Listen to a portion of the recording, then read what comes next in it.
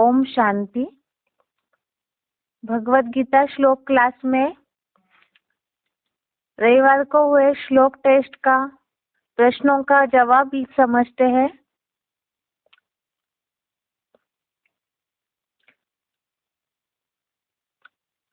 पहला प्रश्न है ग्रुप ए का, निम्नलिखित प्रश्नों के उत्तर शब्दों में बताएं। पहला प्रश्न है, परमात्मा कौन सी शक्ति से जन्म लेते हैं? परमात्मा कौन सी शक्ति से जन्म लेते हैं? उत्तर है आत्मशक्ति से। उत्तर है आत्मशक्ति से। चौथे अध्याय का 6वां श्लोक, श्लोक नंबर 6, इसमें वाक्य आया है भावार्थ में, अपने प्रकृति को अधीन करके प्रबलतम आत्मशक्ति से जन्म लेता हूँ। दूसरा प्रश्न है,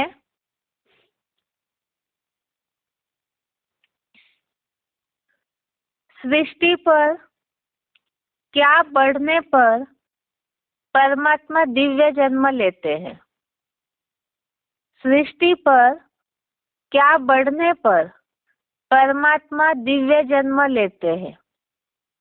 उत्तर है धर्मग्लानि और अधर्म की वृद्धि। धर्मग्लानि और अधर्म की वृद्धि होने पर परमात्मा दिव्य जन्म लेते हैं। चौथे अध्याय का 7वां श्लोक, श्लोक नंबर 7, इसमें बात आई है जब जब धर्म की ग्लानि और अधर्म की वृद्धि होती है तब परमात्मा जन्म लेते हैं। तीसरा प्रश्न है, भगवान के अनेक नाम रूप दिखाने के अज्ञानता का मुख्य कारण। भगवान के अनेक नाम रूप दिखाने के अज्ञानता का मुख्य कारण। बेसिक कोर्स से संबंधित प्रश्न है। उत्तर है अनेक अवतार। अनेक अवतार दिखाने के कारण ही सही रीति से लोग समझ नहीं पाए, तो इसीलिए अनेक नाम रूप भगवान के दिखा दिए। चौथा प्रश्न है, भगवान की सहज याद न आने का कारण। भगवान की सहज याद न आने का कारण। उत्तर है पहचान नहीं है। भगवान को कोई सही रीति से जानते नहीं है, इसीलिए ही सही संबंध नहीं जोड़ा तो प्राप्ति की अनुभूति नहीं होती और सहज याद भी नहीं आती। 5वां प्रश्न है, भगवान का दिव्य जन्म और कर्म को जानने से क्या होगा? भगवान के दिव्य जन्म और कर्म को जानने से क्या होगा? इसका उत्तर है नारकीय दुनिया में वापिस जन्म नहीं लेते हैं। भगवान के दिव्य जन्म और कर्म को जानने से नारकीय दुनिया में फिर से जन्म नहीं लेते। चौथे अध्याय का 9वां श्लोक, श्लोक नंबर 9, इसमें से लिया हुआ प्रश्न है, जो जड़ तत्वों सहित परमात्मा को जानता है वह देह रूप देहभान को त्याग कर मुझको पाता है, फिर से इस नारकीय दुखधाम में जन्म नहीं लेता, विष्णु लोकीय स्वर्गीय संसार में ही जाता है। अगला प्रश्न है ग्रुप बी का, निम्नलिखित प्रश्नों के उत्तर 1 या 2 वाक्यों में बताएं। निम्नलिखित प्रश्नों के 1 या 2 वाक्यों में उत्तर बताएं। पहला प्रश्न है, चौथे अध्याय का 6वां श्लोक, श्लोक नंबर 6 में उल्लेखित भगवान की 2 विशेषताएं बताए। वैसे तो भगवान गुणों का भंडार है, लेकिन यहाँ प्रश्न पूछने का भाव है कि उस श्लोक में जो भगवान के बारे में उल्लेख किया हुआ है तो उन विशेषताओं को बताना है। इसमें उत्तर है, एक तो भगवान अजन्मा है और दूसरा कभी क्षरित न होने वाला है। भगवान अजन्मा है और दूसरा क्षरित न होने वाला है। जो चौथे अध्याय का 6 श्लोक के भावार्थ में ये बात आई हुई है, क्लैरिफिकेशन में तो ये बात स्पष्ट लिखी है, अजन्मा, अगर्भा, अभोक्ता, अकर्ता होने कारण, देह में अनासक्त होने कारण कभी क्षरित न होने वाला। बाकी श्लोक में जो संस्कृत शब्दों का वाक्यांश है उसमें एक तो अव्ययात्मा अर्थात कभी क्षरित न होने वाला और दूसरा अजोपी अजन्मा होते हुए भी। अगला प्रश्न है, पवित्रता और परमात्मा प्राप्ति के लिए क्या करना होगा? पवित्रता और परमात्मा प्राप्ति के लिए क्या करना होगा? चौथे अध्याय के 10वें श्लोक से संबंधित उत्तर है श्लोक नंबर 10।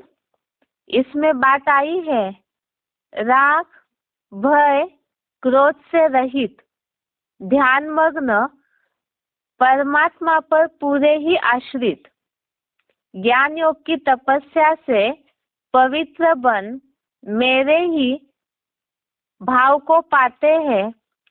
अर्थात जो राग, भय, क्रोध से रहित होकर, 10वें श्लोक में इस बात को स्पष्ट लिखा हुआ है कि राग,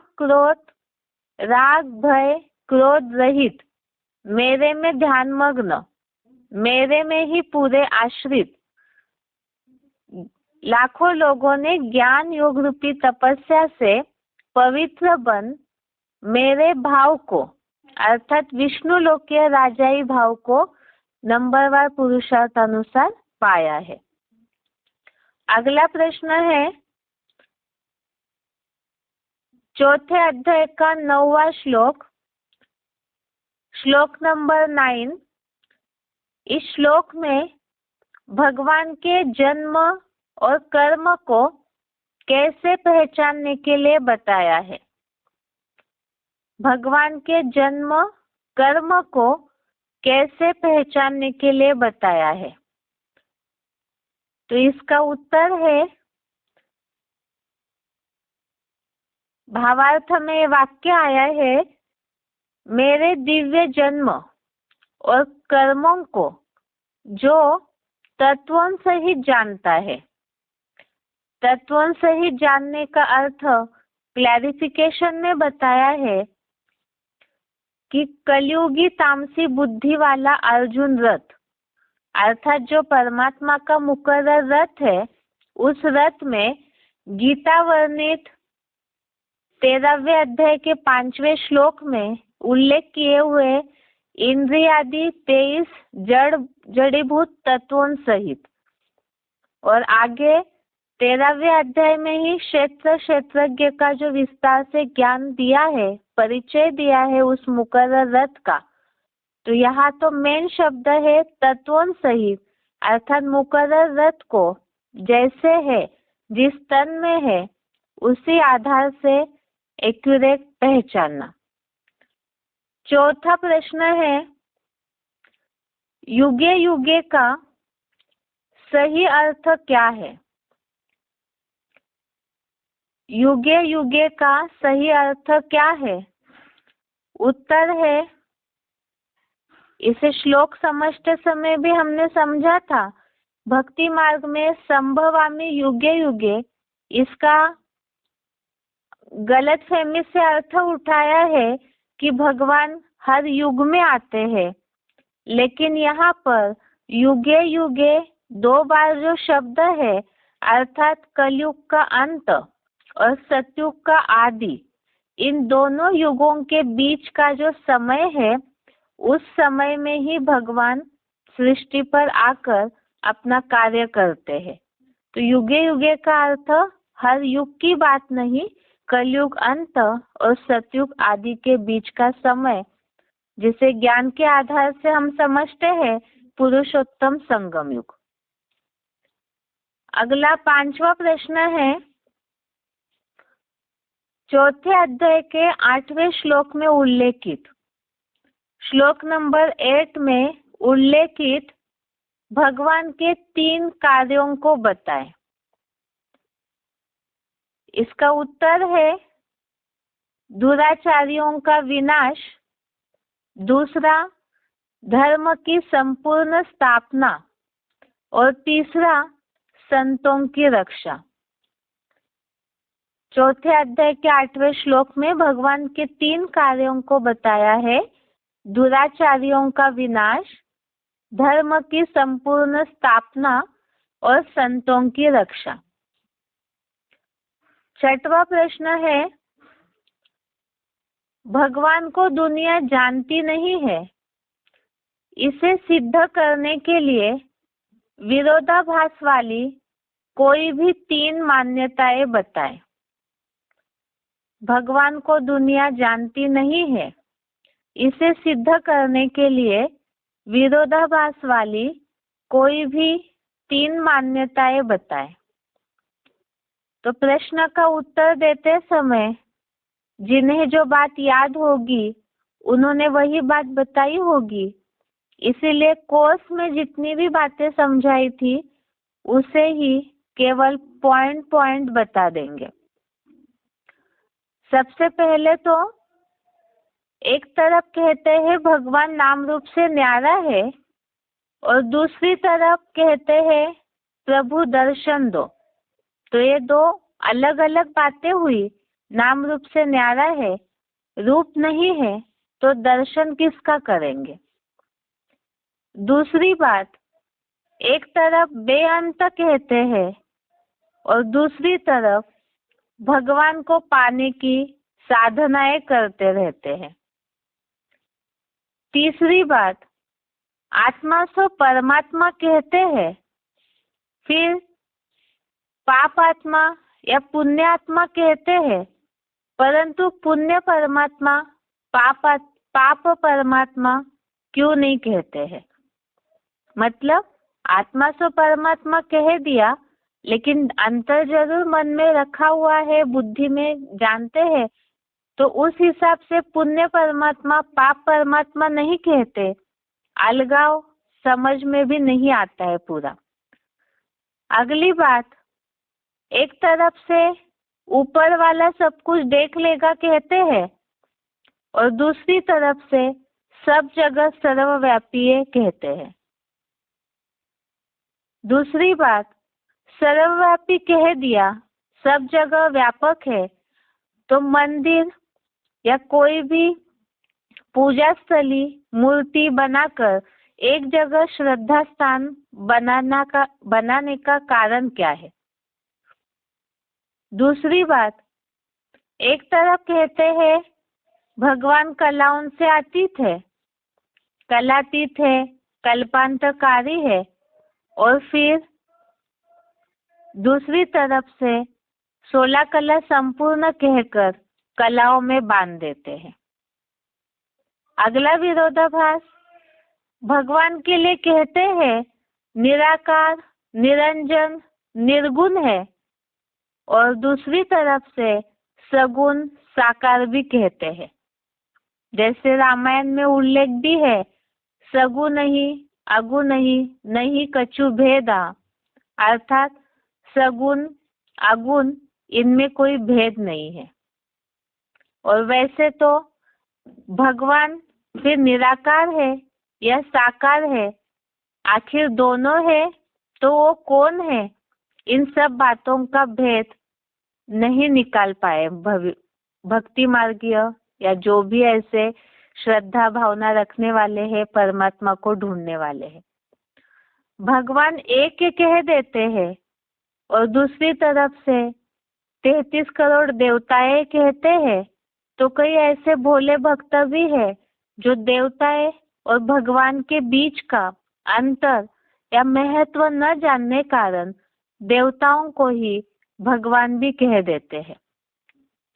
तो इस तरह से ये जो ढेरों मान्यताएं है, ये विरोधाभास वाली मान्यताएं है, इससे सिद्ध होता है कि भगवान को दुनिया यथार्थ रीति नहीं जानती है। अगला प्रश्न है, अभी ही इस समय ही कलयुग का जो अंतिम समय चल रहा है, इस समय भगवान को जानना क्यों जरूरी है? इसका उत्तर है, ये तो हमने 3 लोक के चित्र में स्पष्ट समझा था। बाकी यहाँ इस समय ही भगवान को जानना क्यों जरूरी है? क्योंकि ये जो ढेरों विरोधाभास वाली मान्यताएं है भगवान के प्रति, अनेक अवतार, अलग अलग समय भगवान का, अलग अलग रूप भगवान के, ये जो वैरायटी मिक्सचरिटी वाली मान्यताएं है भगवान के प्रति, इन अज्ञानता के कारण, इस सारी अज्ञानताओं के कारण अगर हम भगवान को सही रीति नहीं पहचानते हैं, तो उसके कारण ये तो हमने समझा हीरे जैसा समय है, संगम युग, जहाँ परमात्मा का अवतरण हुआ है। तो उस समय हमने भगवान के कार्य को, भगवान के व्यक्तित्व को सही रीति नहीं पहचाना, तो अपना जन्म सिद्ध अधिकार प्राप्त करने से और कल्प कल्प के लिए भी वंचित हो जाएंगे, और साथ में ही भगवान प्राप्ति से जो सुख शांति की प्राप्ति होती है, उससे भी वंचित रह जाएंगे। इसीलिए ही अभी के समय में ही भगवान को पहचानना जरूरी है। अगला प्रश्न है, धर्म ग्लानि का उल्लेख गीता के अलावा और किस शास्त्र और धर्म में आया है? धर्म ग्लानि का उल्लेख गीता के अलावा और किस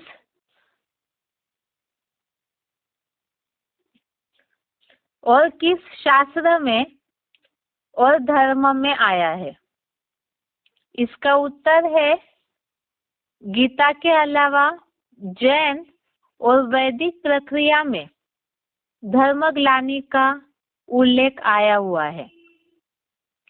गीता के अलावा जैन 4थे अध्याय का 7वां श्लोक है, उसके नीचे इसके बारे में बताया है। श्लोक नंबर 7 के नीचे नोट दिया हुआ है, जैन धर्म के अंतिम आर्य में और वैदिक सृष्टि प्रक्रिया के अनुसार पापी कलयुग अंत में ही सद्धर्म और धर्म पिता आदि देव आदम की संपूर्ण ग्लानि होती है। और इसके अलावा जो आदिश्वर चरित्र है YouTube में डाला हुआ, उसमें भी अन्य धर्म ग्रंथों का उल्लेख, महाभारत, हरिवंश पुराण ऐसे ग्रंथों में भी जो उल्लेख आया है कलयुग में अंत में जो अवस्था है सृष्टि की, उसका, तो उसमें भी इसका उल्लेख दिखाया है। आगे का प्रश्न है, 9वां, भगवान के दिव्य जन्म का अर्थ। भगवान के दिव्य जन्म का अर्थ सुने हुए सिलेक्टेड पॉइंट अनुसार स्पष्ट करें। भगवान के दिव्य जन्म का अर्थ सुने हुए सिलेक्टेड पॉइंट अनुसार स्पष्ट करें। श्लोक नंबर 9, 4थे अध्याय का 9वां श्लोक, जन्म कर्म च में दिव्यम, इस संबंधित जो सिलेक्टेड पॉइंट हमने सुने थे श्लोक के साथ साथ, तो उसमें दिव्य जन्म का उल्लेख बताया था।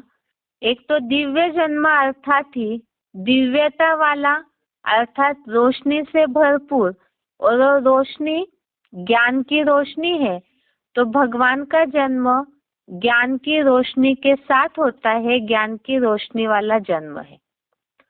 दूसरी बात, दिव्य जन्म अर्थात प्रवेश करके भगवान जन्म लेते हैं, अर्थात ही जो 6वें श्लोक में भी उल्लेख है, प्रबलतम आत्मशक्ति से प्रवेश तुम अनुसार वो अपनी प्रकृति को अधीन करके मुकर्रर तन में प्रवेश करके कार्य करते हैं। इसके लिए भी शिव बाबा ने बताया, अर्थात वो हल्के फुल्की बिंदी है, उनकी प्रवेशता का पता नहीं चलता है। जैसे अन्य व्हील सोल्स भूत प्रेत आत्माएं प्रवेश करती है तो उनका तो पता चल जाता है, लेकिन भगवान हल्की फुल्की बिंदी है तो उनकी प्रवेशता का पता नहीं चलता। और तभी समझ पाएंगे मनुष्य जब उनके ज्ञान को समझेंगे। और तीसरी बात, लौकिक दुनिया में जन्म होता है तो उन्हें पालना की आवश्यकता होती है, लेकिन भगवान तो सर्वशक्तिवान अथॉरिटी है, तो मनुष्यों की तरह जन्म के बाद उनको पालना करने की आवश्यकता नहीं है। वो स्वयं ही सृष्टि का उद्धार करने के लिए प्रवेश करके कार्य करते हैं। तो ये 3 बातें जो हमने सिलेक्टेड पॉइंट में समझी थी, एक तो ज्ञान की रोशनी वाला जन्म है, दूसरा दिव्य जन्म अर्थात प्रवेश होके जन्म होता है, प्रवेश करके ज्ञान की रोशनी के साथ प्रकट होते हैं, प्रत्यक्ष होते हैं, तो हल्की फुल्की बिंदी है, उनकी प्रवेशता का पता नहीं चलता। और अगला, मनुष्यों की तरह परमात्मा को किसी को पालना देने की आवश्यकता नहीं है, अर्थात परमात्मा स्वयं ही सृष्टि के उद्धार के लिए इस सृष्टि पर आते हैं, तो उन्हें कोई मनुष्य मात्र पालना कैसे दे सकते हैं। अगली बात है, धर्मों के बीच आपस में लड़ाई झगड़े का कारण क्या है। धर्मों के बीच आपस में लड़ाई झगड़े का कारण क्या है। तो इसमें तो खास बात है, जैसे एक परिवार में बच्चे हैं, भाई भाई कहलाते हैं अपने को, तो सारे ही भगवान का एक ही परिचय देंगे, अपने पिता का एक ही परिचय देंगे, क्योंकि उनके लिए तो माता पिता एक ही है।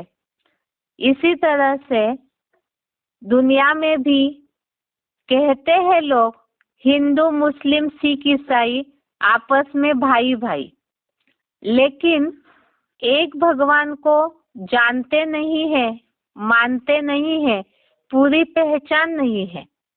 न होने के कारण कहते तो है गॉड इज वन, सबका मालिक एक है, हम सब एक माता पिता की संतान है, ये केवल कहने के लिए, लेकिन सही मायने में पहचान नहीं है, महत्व जानते नहीं है।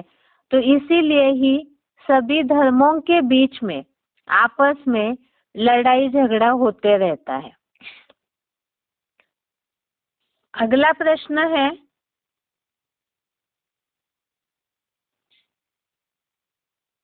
निम्नलिखित संस्कृत शब्दों का हिंदी अर्थ बताएं।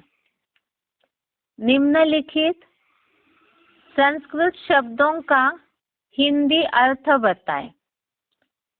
पहला है ईश्वर।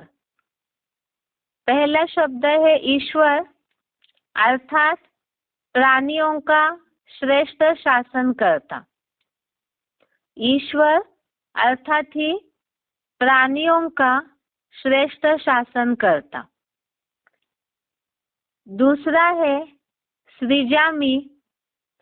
दूसरा है सृजामि अर्थात जन्म लेता हूँ।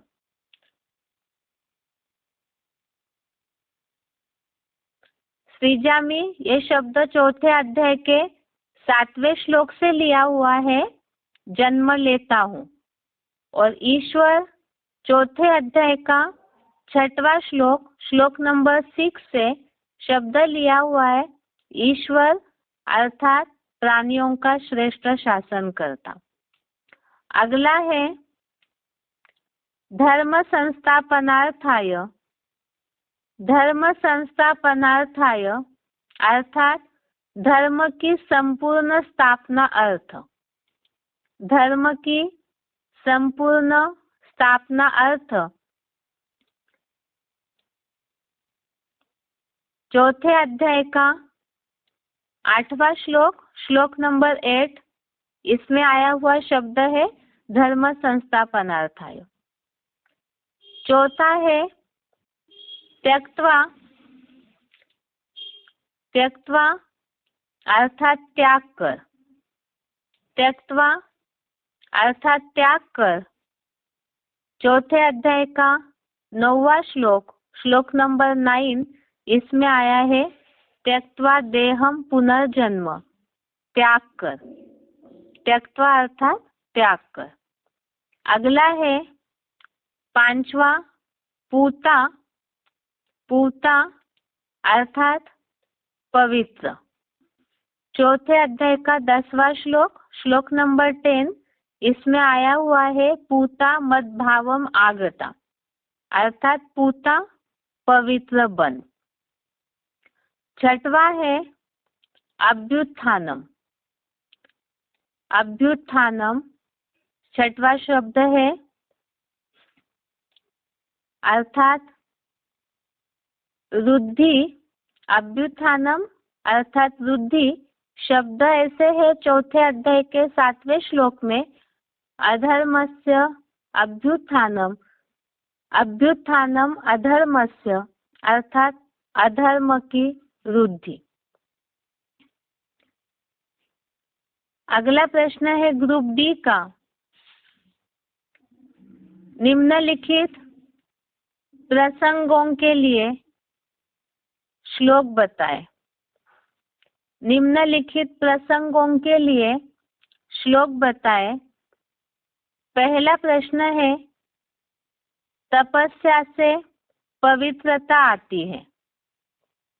तपस्या से पवित्रता आती है। चौथे अध्याय का 10वां श्लोक, अध्याय 4, श्लोक नंबर 10। तपस्या से पवित्रता आती है, तो यह श्लोक के भावार्थ में ये बात है, ज्ञान योग रूपी तपस्या से पवित्र बन। श्लोक देखते हैं। श्लोक है वीत राग भय क्रोधा मनमया मामुपाश्रिता बहवो ज्ञान तपसा पूता मद्भावम आगता। अर्थ है श्लोक का, पहले भी हर कल्प में राग भय क्रोध रहित मेरे अव्यक्त मूर्त 9वें अध्याय के 4थे श्लोक में इसका उल्लेख है अव्यक्त मूर्ति ना का। अव्यक्त मूर्त में ध्यान मग्न एवं मेरे पूरे ही आश्रित बहुत लाखों लोगों ने ज्ञान योग रूपी तपस्या से मेरी आत्मस्मृति द्वारा पवित्र बन मेरे विष्णु लोकीय राजाई भाव को नंबरवार पुरुषार्थ अनुसार पाया है।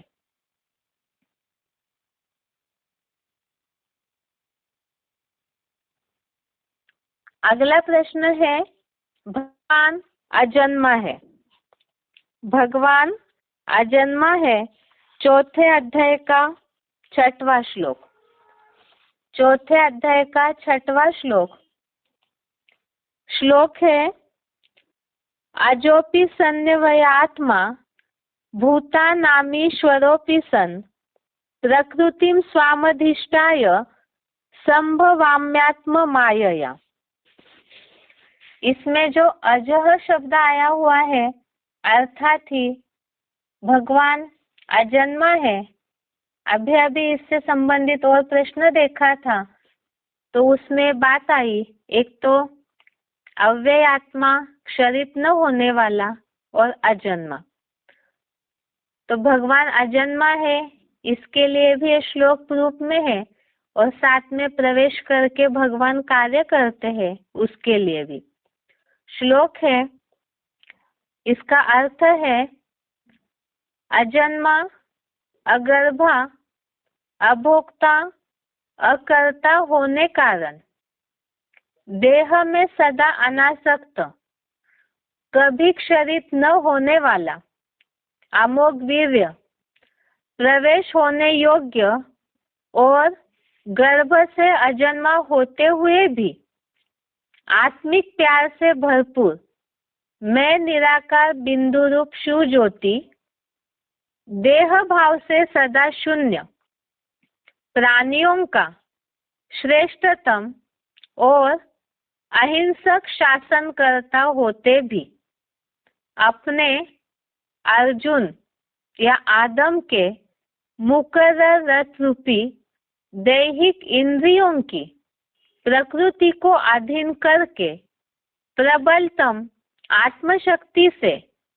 गीता में 11वें अध्याय के 54वें श्लोक में उल्लेखित अध्याय 11 श्लोक नंबर 54 में उल्लेखित प्रवेश तुम अनुसार ही जन्म लेता हूँ। अगला प्रश्न है तीसरा, भगवान के आने का समय। भगवान के आने का समय, तो यहाँ जो श्लोक में बात आई है, जब धर्म की ग्लानि होती है, अधर्म की वृद्धि होती है, तब मैं दिव्य जन्म लेता हूँ। तो ये भगवान के आने का समय बताया। धर्म की ग्लानि होना ही भगवान के आने का समय है। चौथे अध्याय का 7वां श्लोक, श्लोक नंबर 7, यदा यदा हि धर्मस्य ग्लानिर्भवति भारत अभ्युत्थानम अधर्मस्य तदात्मानं सृजाम्यहम्। अर्थ है, हे भरतवंशी, जब जब तामसी कलयुगांत होते होते सनातन सद्धर्म की और धर्म पिता की घोर ग्लानि और मन वचन कर्म से हिंसक इस्लाम, क्रिश्चियन आदि अधर्म या विधर्म की वृद्धि या नास्तिकता होती है, तभी गीता के 18वें अध्याय के 66वें श्लोक में उल्लेखित गीता के अध्याय 18 श्लोक नंबर 66 में उल्लेखित सर्वधर्मान परित्यज्य अनुसार सब विधर्मियों अधर्मियों का मैं स्वयं शिव तामसी बने अर्जुन या आदम हीरो पात्र में प्रत्यक्षता रूपी दिव्य जन्म लेता हूँ। आगे है भगवान का सृष्टि पर आने का उद्देश्य। भगवान का सृष्टि पर आने का उद्देश्य चौथे अध्याय का 8वां श्लोक, श्लोक नंबर 8।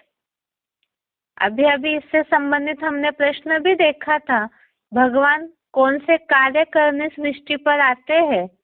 श्लोक है, परित्राणाय साधूनां विनाशाय च दुष्कृतां धर्म संस्थापनार्थाय संभवामि युगे युगे।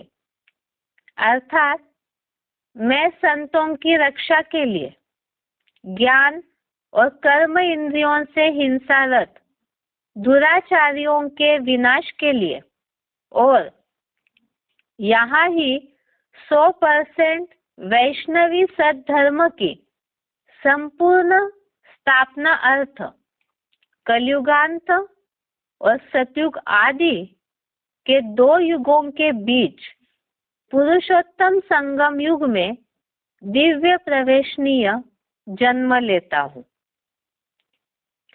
5वां प्रश्न है, भगवान के दिव्य जन्म कर्म को जानने से स्वर्ग की प्राप्ति। भगवान के दिव्य जन्म कर्म को जानने से स्वर्ग की प्राप्ति। यहाँ जो बात आई थी कि मुझे जानने के बाद नारकीय दुग्धाम में फिर से जन्म नहीं लेते, विष्णु लोकीय स्वर्गीय संसार में जाते हैं। श्लोक का जो सिंपल अर्थ है उसमें तो इस तरह से आया है कि फिर से जन्म नहीं लेता। जहाँ गीता ज्ञान सुनाया जा रहा है जिस समय, तो उस समय में फिर से जन्म नहीं लेता, अर्थात स्वर्ग में जाता है। चौथे अध्याय का 9वां श्लोक, श्लोक नंबर 9, जन्म कर्म च मे दिव्यम एवं यो वेत्ति तत्वतः त्यक्त्वा देहं पुनर्जन्म नैति मामेति सोऽर्जुन। अर्थात हे अर्जुन, इस प्रकार मेरे दिव्य प्रवेशनीय मानवीय रथ या कपिध्वज अर्जुन को और इस मुकर्रर रथ के जन्म और कर्मों को जो कलयुगी तामसी बुद्धि अर्जुन रथ वाले गीता वर्णित 13वें अध्याय के 5वें श्लोक के अध्याय 13 के श्लोक नंबर 5 में जो उल्लेख है, इंद्रिय आदि 23 जड़जड़ीभूत तत्वों सहित गीता ज्ञान के सार अध्याय 13 श्लोक नंबर 2, 3 के क्षेत्रज्ञ को जानता है, वह देह रूप देहभान को त्याग कर मुझ सदगति दाता सदाशिव ज्योति सुप्रीम बाप टीचर सदगुरु को पाता है और फिर से इस नारकीय दुग्धाम में जन्म नहीं लेता, विष्णु लोकीय स्वर्गीय संसार में ही जाता है।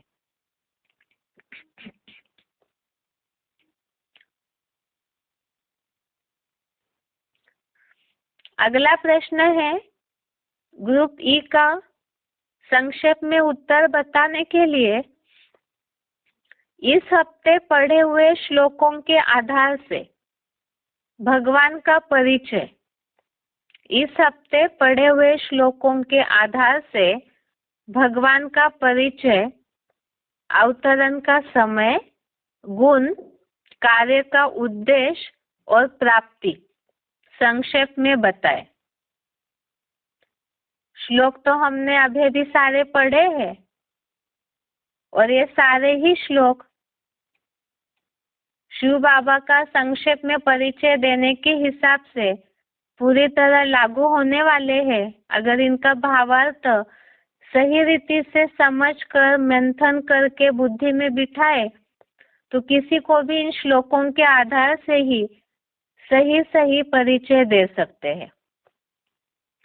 सबसे पहले श्लोक का अर्थ तो हमने सारा पढ़ा है, उसी को सिर्फ संक्षेप में देखते हैं।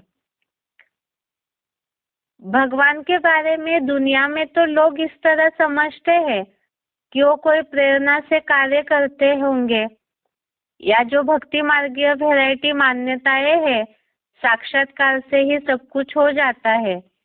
लेकिन भगवद गीता में भगवान के कार्य के बारे में स्पष्ट उल्लेख आया हुआ है कि वो अजन्मा होते हुए भी प्राणियों का श्रेष्ठ शासन करता है। भगवान अजन्मा होते हुए भी वो अपने प्रबलतम आत्मशक्ति के आधार से प्रकृति को अधीन करके, प्रकृति अर्थात ही 5 तत्वों का पुतला, तो यहाँ 5 तत्वों का पुतला मनुष्य शरीर ही सैंपल है उसका, तो उस मनुष्य शरीर की प्रकृति को अधीन करके आत्मशक्ति से प्रवेश तुम अनुसार प्रबलतम आत्मशक्ति से जन्म लेना अर्थात ही उस प्रकृति को अधीन करके उस मुकर्रर तनधारी में प्रवेश करके कार्य करते हैं और अब प्रवेश करके कार्य करने का उनका उद्देश्य ही है।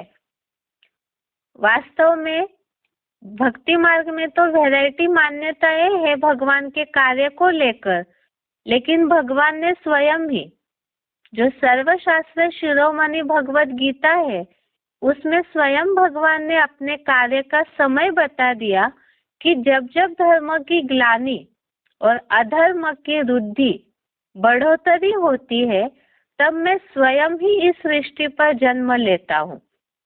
और जन्म कैसे लेते हैं वो तो बता दिया, आत्मशक्ति से दिव्य जन्म लेते हैं। और धर्म ग्लानि का समय वो कब है? तो अन्य युगों में तो सारे धर्म होते ही नहीं है। सारे धर्म, मठ, पंथ, वैरायटी, संप्रदाय ये सारे ही कलयुग के अंत में ही सृष्टि पर उपस्थित होते हैं, जिसका प्रूफ ही गीता के ही 18वें अध्याय के 66वें श्लोक में दिया है। भगवान इसीलिए अर्जुन को नंबरवार जो पुरुषार्थ का अर्जन करने वाले, ज्ञान अर्जन करने वाले हैं मनुष्य, उनको ये बात बताते हैं सर्वधर्मान परित्यज्य। अर्थात जब सारे ही देह के धर्मों का, धारणाओं का त्याग करने के लिए भगवान बताते हैं, वो इसीलिए ताकि भगवान जो ज्ञान दे रहे हैं उसकी प्राप्ति कर सके मनुष्य। और भगवान ने अपने कार्य का उद्देश्य भी बताया। एक तो अधर्म का बोलबाला बढ़ जाता है, विधर्म का बोलबाला बढ़ जाता है, धर्म और धर्म पिता जो है सत धर्म का, उनकी बहुत ग्लानि होती है। तो जो ग्लानि करने वाले हैं और साथ में ही इस दुनिया में जिन्होंने अधर्म बढ़ाया अर्थात ही धारणाओं को नष्ट किया, तो जो ज्ञान और कर्मेंद्रियों से सदा हिंसा में रत, सदैव हिंसाचारी आचरण करते हैं, 5 विकारों से प्रभावित है, ऐसे दुराचारियों का विनाश करने के लिए और इन दुराचारियों के कारण जो साधु संत जैसी जो साधना करने वाली आत्माएं हैं, मनुष्य है, तो उनकी रक्षा के लिए और जिस सद्धर्म का धारणाओं का नाश हो चुका है, उस सद्धर्म की, सनातन धर्म की संपूर्ण स्थापना के लिए भगवान कलयुग के अंत और सतयुग के बीच का जो पीरियड है वो संभवामी युगे युगे जो उल्लेख किया हुआ है, इस समय में ही भगवान इस सृष्टि पर अवतरित होते हैं और अपना कार्य करते हैं। और भगवान के इस दिव्य जन्म और दिव्य कार्य को, जो ज्ञान रोशनी वाला दिव्य जन्म है, उस दिव्य जन्म को और जो कर्तव्य है, ऐसा कर्तव्य जिसे और कोई धर्म पिताएं नहीं कर पाए, संपूर्ण सारे धर्मों का विनाश और एक सद्धर्म की स्थापना, तो ऐसे जो भगवान का निराला कर्तव्य है, उस कर्म को जो जानते हैं और जानने का तरीका बताया कि जिस मुकर्रर तन में परमात्मा कार्य करते हैं, उसे जो है जैसा है अर्थात तत्वों सहित यथार्थ रीति से पूरा जो जानते हैं, वो आत्माएं, वो मनुष्य प्राणी देहभान को छोड़कर, क्योंकि देहभान के कारण ही सबका पतन हुआ है सृष्टि का, उस देहभान को पूरी तरह त्याग करके उस परमात्मा को पा लेते हैं। उनमें जो मग्न हो जाते हैं, गीता में जो उल्लेख है मन मना भव, तो उस हिसाब से जो भगवान में याद के द्वारा समाते हैं, वो इस नारकीय दुखधाम में दोबारा जन्म नहीं लेते हैं। और उनके लिए ही बताया है कि जो इस तरह राग भय क्रोध से रहित होकर के भगवान में ही पूरी तरह ध्यान मग्न होते हैं, पूरा उन्हीं का आश्रय लेते हैं। तो ऐसे कई लोग हैं जिन्होंने ज्ञान योग की तपस्या से पवित्र बन करके भगवान का जो उद्देश्य है राजाई स्थापना का, तो उस विष्णु लोकीय राजाई भाव को नंबरवार पाते हैं। अर्थात ही भगवान को यथार्थ जानने वालों को स्वर्ग की, वैकुंठ की प्राप्ति होती है और दोबारा इस नारकीय दुनिया में वापिस नहीं आते हैं। तो यही इस हफ्ते जो 5 श्लोक पढ़े उसमें भगवान का कार्य और मनुष्य को भगवान से प्राप्ति ये पूरी तरह से बताया हुआ है। ये श्लोक इस हफ्ते के प्रश्नों का जवाब हो गया। अभी आगे अगला श्लोक है आज के लिए। चौथे अध्याय का 11वां श्लोक, अध्याय 4, श्लोक नंबर 11।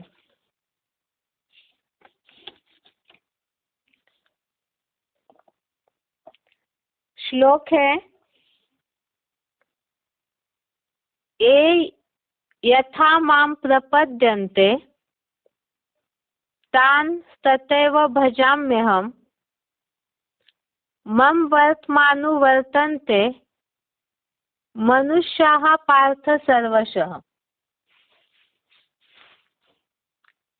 श्लोक दोबारा, ये यथा मां प्रपद्यन्ते तान् तथैव भजाम्यहम् मम वर्तमानुवर्तन्ते मनुष्याः पार्थ सर्वशः। श्लोक का संधि विच्छेद है, ए यथा मां प्रपद्यन्ते तान् तथा एव भजामि अहम् मम वर्त्म अनुवर्तन्ते मनुष्याः पार्थ सर्वशः। संधि विच्छेद दोबारा, ए यथा मां प्रपद्यन्ते तान् तथा एव भजामि अहम् मम वर्तम अनुवर्तन्ते मनुष्यः पार्थ सर्वशः।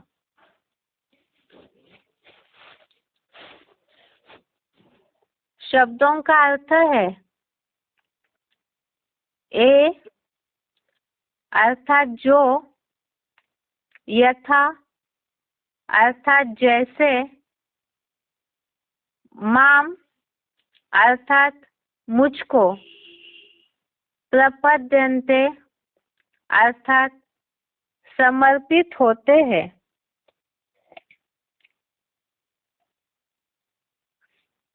तान अर्थात उनको, तथैव अर्थात उसी, अहम अर्थात मैं, भजामि अर्थात अपनाता हूँ, पार्थ अर्थात हे पृथ्वीपति, मनुष्यः अर्थात लोग, सर्वशः अर्थात सब रीति, मम अर्थात मेरे, वर्तमानुवर्तन्ते वर्तमानुवर्तन्ते, संधि विच्छेद में तो इसे अलग अलग शब्द है, बाकी यहाँ जोड़ के लिखा हुआ है किताब में, वर्तमानुवर्तन्ते अर्थात मार्ग का अनुकरण करते हैं। शब्दों का अर्थ दोबारा। ए अर्थात जो, यथा अर्थात जैसे, माम मुझको, प्रपद्यन्ते अर्थात समर्पित होते हैं, तान अर्थात उनको, तथैव अर्थात उसी, अहम अर्थात मैं, भजामि अर्थात अपनाता हूँ, पार्थ अर्थात हे पृथ्वीपति, मनुष्यः अर्थात लोग, सर्वशः अर्थात सब रीति, मम अर्थात मेरे, वर्तमानुवर्तन्ते अर्थात मार्ग का अनुकरण करते हैं। अर्थ है श्लोक का, जो जैसे मुझको समर्पित होते हैं उनको उसी में अपनाता हूँ, हे पृथ्वीपति, लोग सब रीति मेरे मार्ग का अनुकरण करते हैं। एक बार इसे समझने के लिए क्लैरिफिकेशन वाले अर्थ सहित पढ़ते हैं। जो जैसे संबंधों से मुझको समर्पित होते हैं उनको उसी नजदीकी संबंध से मैं अपनाता हूँ, हे पृथ्वीपति, अच्छे लोग मेरी डाली गई श्रेष्ठतम परंपरानुसार सब रीति मेरे मार्ग का अनुकरण करते हैं, गाते भी है, महाजनेन एन गतः सब पंथा। अभी तक तो भगवान ने अपने कार्य का पूरा परिचय दिया और उन्हें प्राप्त कैसे किया जाता है वो भी बताया। अब आगे जो जैसे भगवान को पहचानेंगे, जैसी भावना रखते हैं, जो भक्ति मार्ग में बोला जाता है, ये तो अलग संदर्भ हो जाएगा, लेकिन यहाँ पर भगवान से जो संबंध जोड़ने की बात है, जैसे गाते हैं भक्ति मार्ग में, त्वमेव माता च पिता त्वमेव, त्वमेव बंधु च सखा त्वमेव, त्वमेव सर्वम मम देव देव। इस भाव से भगवान को पहचानने के बाद जो जिस रीति से भगवान से संबंध जोड़ते हैं, संबंध जोड़ के जितना अर्पणमय होते हैं, तो भगवान उनको उसी नजदीकी संबंध से अपनाते हैं। और भगवान जो ये परंपरा डालते हैं अपनाने की, उस डाली गई श्रेष्ठतम परंपरा का ही सारे लोग संसार में अनुकरण भी करते हैं। मम वर्तमानुवर्तन्ते मनुष्य पार्थ सर्वशः, ये तीसरे अध्याय में भी इसका उल्लेख आया था कि जो श्रेष्ठतम लोग जैसे जैसे कर्म करते हैं तो वैसे वैसे और संसारी लोग भी उसका अनुकरण करते हैं। यहाँ पर भी भगवान के प्रति तो सबकी ही अपनी भावना है, लेकिन अपने जीवन में जिन्होंने जिस कमी को अनुभव किया वो भगवान को उसी रीति देखते हैं। बाकी मुरलियों में तो शिव बाबा ने बोला है कि सर्व संबंध ही शिव बाबा से जोड़ने हैं, अर्थात सब कुछ ही आप ही है। ये जो संगम युग में फाउंडेशन पड़ता है भगवान को ही सारे संबंधों से देखने का, तो इसी का ही भक्ति मार्ग में फिर गायन चला आया। त्वमेव माता च पिता त्वमेव त्वमेव बंधुश्च सखा त्वमेव।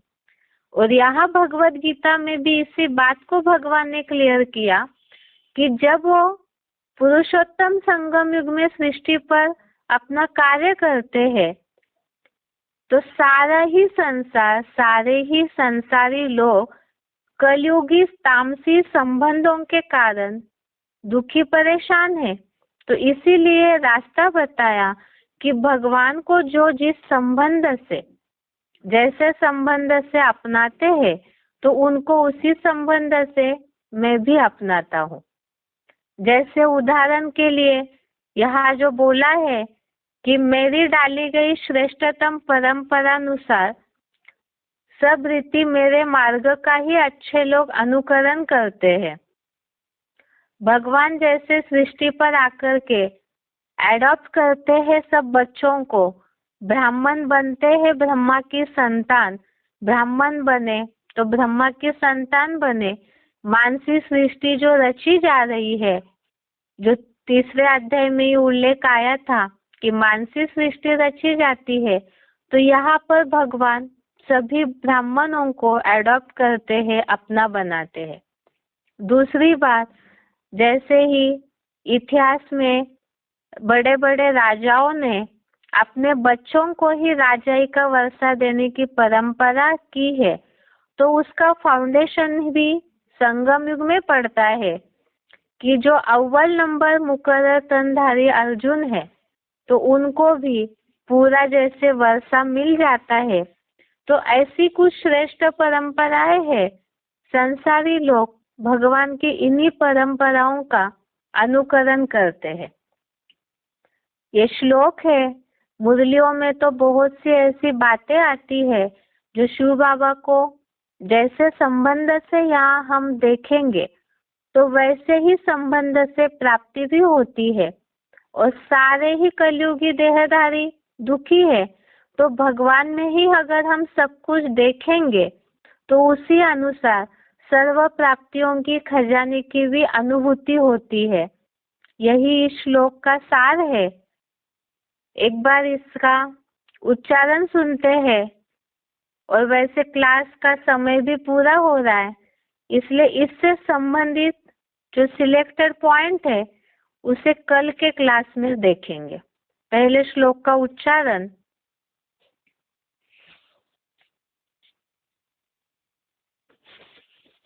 ये यथा मां प्रपद्यन्ते तांस्तथैव भजाम्यहम् मम वर्त्मानुवर्तन्ते मनुष्या पार्थ सर्वशः। जो जैसे संबंधों से मुझको समर्पित होते हैं उनको उसी नजदीकी संबंध से मैं अपनाता हूँ। हे पृथ्वीपति, अच्छे लोग मेरी डाली गई श्रेष्ठतम परंपरानुसार सब रीति मेरे मार्ग का अनुकरण करते हैं, गाते हैं। महाजनेन येन गत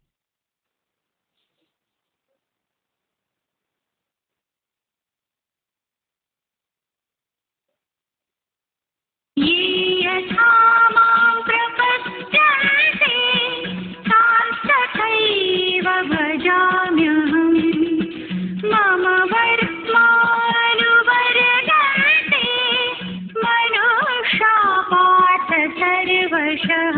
जो जैसे संबंधों से मुझको समर्पित होते हैं उनको उसी नजदीकी संबंध से मैं अपनाता हूँ। हे पृथ्वीपति, अच्छे लोग मेरी डाली गई श्रेष्ठतम परंपरानुसार सब रीति मेरे मार्ग का अनुकरण करते हैं, गाते हैं। महाजनेन येन गत